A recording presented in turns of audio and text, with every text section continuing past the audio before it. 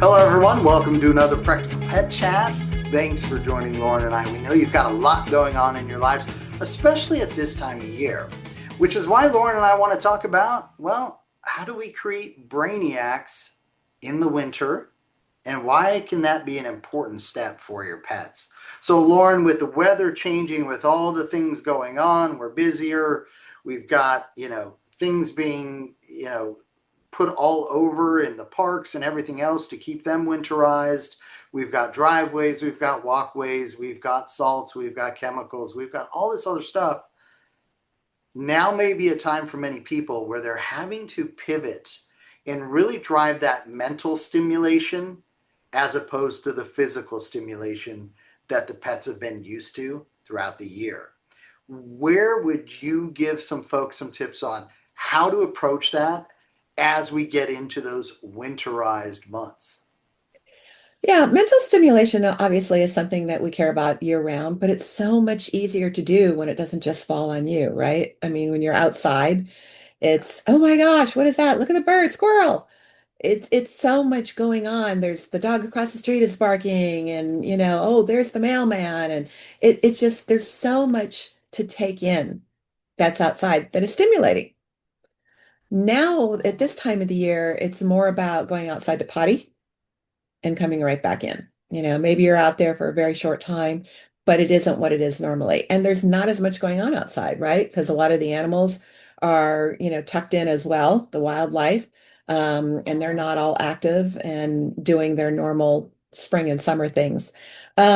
So you should have some things that you have set aside specifically to stimulate them in the winter.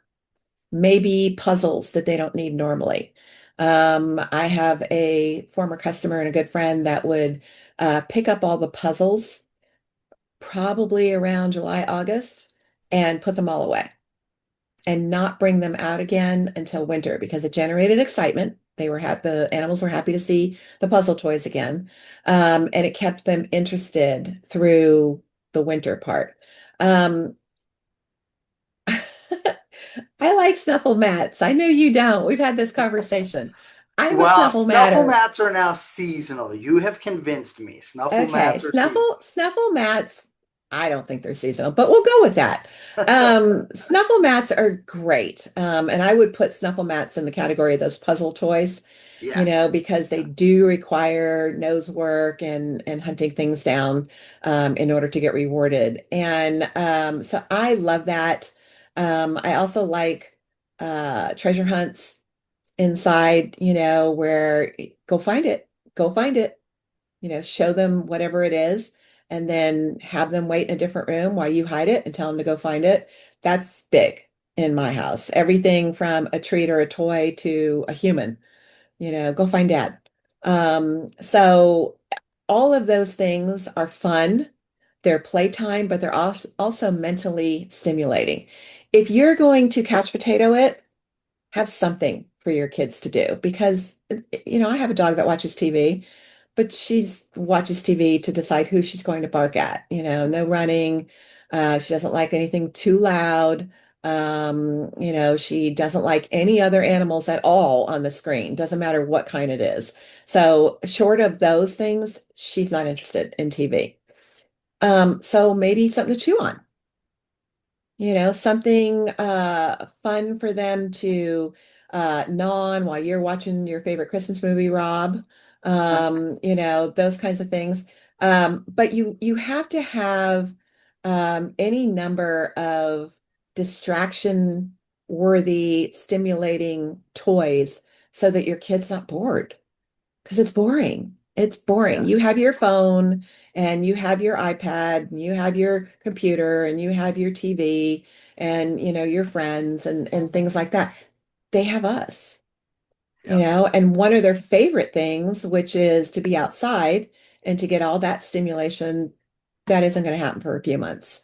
So, and of course, this isn't 100% in every case, but unless you have a really winter uh, predominantly winter driven breed, it's going to be a lot of us. Yeah. So you have to plan ahead for those things and have a nice little stash ready to go. What are some I of the love things that. you use? Yeah, so I love so it is funny when I say a snuffle mat is seasonal. For us, it's seasonal. The reason it's seasonal is because we're gonna, be there, we're gonna oversee it, we're gonna clean up after it, which is my biggest issue with these things. Um, but I also I like you, I've got specific snuffle mats. I've got those and I hate to call them licky mats and give a free pub to someone, but the bottom line is those licky mats for different things. Um, that is a great thing. It's funny, right after summer, I take them away, and to your point, they come back as the weather changes, or we've got, hey, we're going to have 5 days of rain. You're not going to be outside. We're mixing things up. I love the puzzle. And what you said about your friend is something obviously being a huge advocate of them, I probably have about 20 of them. And so we do rotate them to keep them fresh. One of the things I bring in aside from the outside is that treasure hunt that you talk about. And I love that you talk about that. One of the things my daughter was doing the other day, which was really fun because we had multiple days of rain, so there was limited outdoor time, was she was going to different rooms and then would do a different training exercise in each room with Bella. And I just thought that was just so helpful to Bella. So I love that. Get different people involved within your household. So it's not just you. I think there's a lot to do. But one thing, and this is my favorite thing, especially when I'm watching my Christmas movies, Lauren. And yes, I make it a goal to watch at least one Christmas movie every day during the season because I treasure my Christmas movies, although there are now probably way too many of them.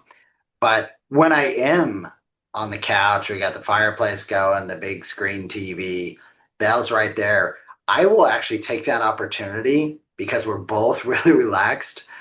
I will stretch her, and so, I will get stretching motions. Now, we do this throughout the year, but I'll do a longer version of it in the winter. One, because I know she's getting older. And so I want to make sure I'm engaging those muscles and those joints.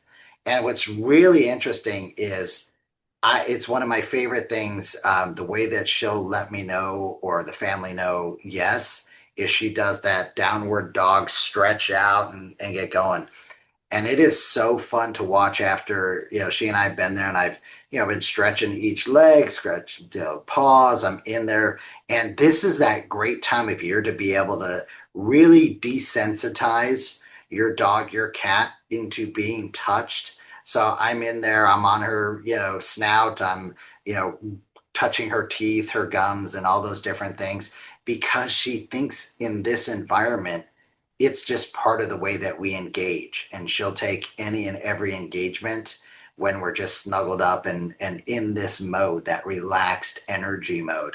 So there's a lot of things that I like to do within the inside environment. I do like to go outside with her. What's really interesting is we have an overhang outside our front door and we can see the trees and all the rest of that stuff. So there are times where I'll put on, my coat. Okay, I'm from Chicago. I don't actually own a coat. It never gets cold where I live. So we'll go outside, we'll stand there. And what's really interesting is, to your point, those smells, you just see her snout. And if there was a light trail following all the different smells that she's pulling in from just sitting there under the awning and being able to absorb, um, is really exciting. And it's something sometimes I've even just put a chair out there and I've sat there. She'll sit right next to me. The rain's coming down, the trees are blowing in the wind, and I know she's still getting that snout treatment, and I always like to reward that as well. So it doesn't mean, as you said, that you can't go outside, but it does mean that you need to Right. be engaging, especially on the mental side over the physical side, when there are those limitations present. So I like that. But snuffle mat during the winter works for me. Um, I like the chew thing too, by the way, um, because if you don't engage that, they will figure out what they're going to chew on. And folks, I'm here to tell you, it's probably not going to be the chew item that you wanted it to be.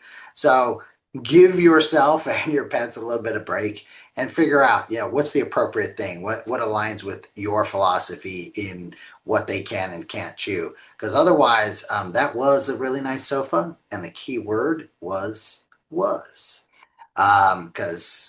no mental stimulation on top of no physical stimulation, you're really at this time of year going to drive them into a propensity for behaviors that you're probably not going to appreciate. And they're not really, in tune with, hey, all they know is we used to go for walks, we used to go for hikes, we used to, but this last couple of weeks, it's just been the sofa. So why do you think we direct that frustration at the sofa? Because that's what they're seeing, right? So take some time, get into that. The other thing too that's interesting is um, that you mentioned, the smells and all that. The environmental change within your home is happening during that time of year.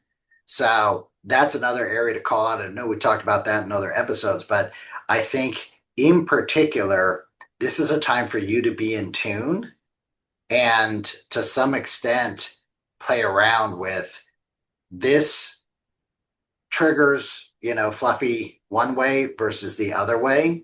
I know there are a couple of scents this time of year that Bella really doesn't like. We love it as a family, but it's not something that Bella likes, so we don't use that.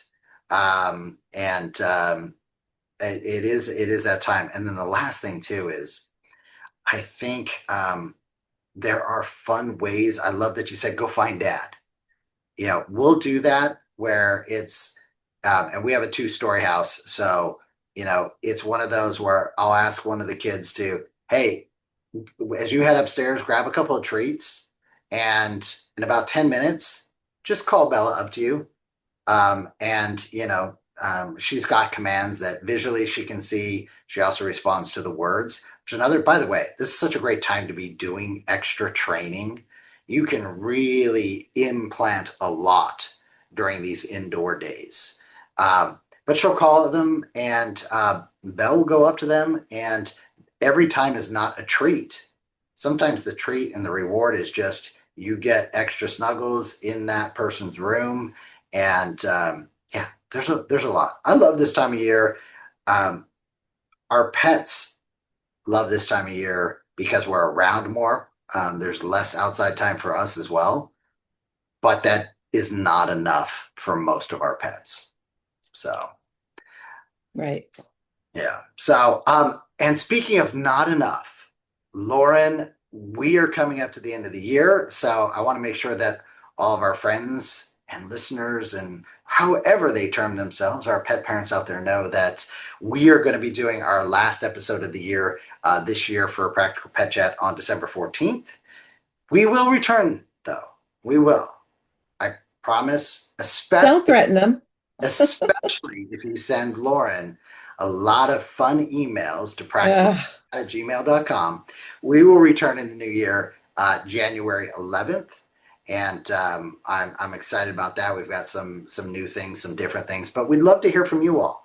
What would you like to see us doing in 26? And what things can we bring to the table? We've got a lot of ideas, but this is your time. Lauren and I just share the conversations that we have with you all. This year has been great to have a lot of these conversations generated by you all. So I would love to see that continue in 26 and frankly grow.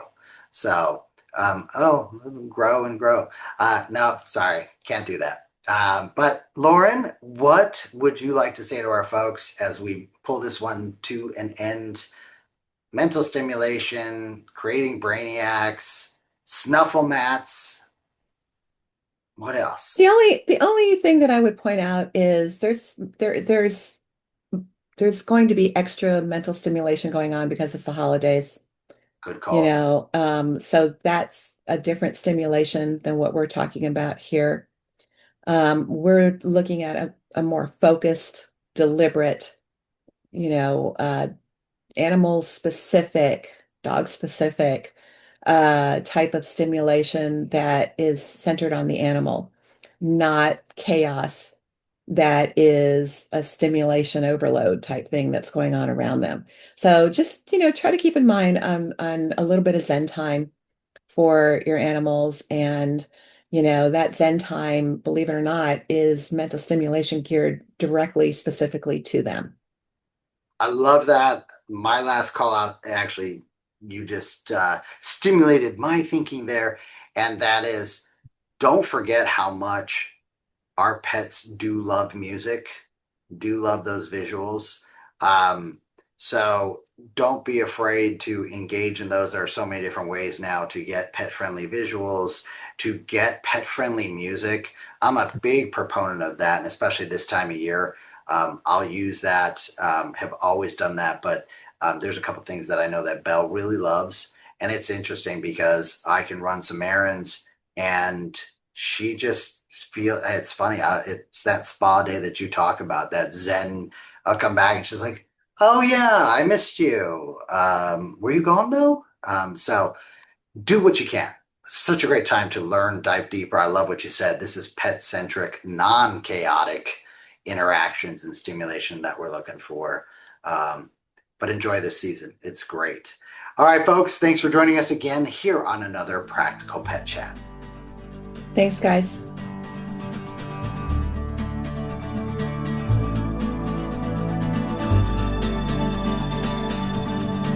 The content of this podcast is for informational purposes only. It is not intended as, nor should it be construed as, professional medical advice, diagnosis, or treatment for your pets. Always seek the advice of a qualified veterinarian with any questions you may have regarding your pet's health or medical condition. Never disregard professional veterinary advice or delay in seeking it because of something you have heard on this podcast. The hosts and the guests of this podcast are not liable for any actions taken based on the information shared during these episodes. Any reliance on the information provided is solely at your own risk.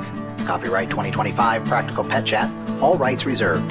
Unauthorized duplication, distribution, or reproduction of any content from this podcast, including but not limited to audio, scripts, and show notes, is prohibited without prior written consent. The opinions and views expressed by the host and guests are their own and do not necessarily reflect the views of Practical Pet Chat.